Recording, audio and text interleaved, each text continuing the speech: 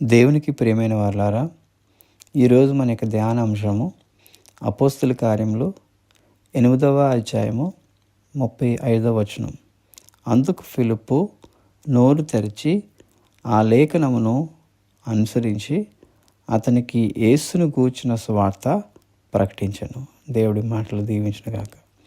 ఇక్కడ ఫిలిప్ దైవజనుడు, ఆయన దూత చేత ప్రేరేపింపబడి ఇక్కడ మరొక వ్యక్తికి యేసును గూర్చిన సువార్త ప్రకటిస్తున్నాడు.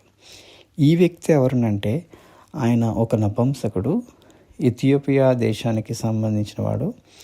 ఆ ఇథియోపియా దేశంలో ఉన్న రాణి గారి యొక్క ధనాగారంలో ఒక ప్రధానమంత్రి స్థానంలో ఉన్నాడు. ఆయన యెరూషలేములోకి వచ్చాడు. యెరూషలేములో ఆరాధన చేసుకుంటున్నాడు. తిరిగి వెళ్తున్నప్పుడు దేవుని యొక్క గ్రంథాన్ని చదువుతున్నాడు కానీ ఈయనకి గ్రాహ్యంలోనికి రావట్లేదు.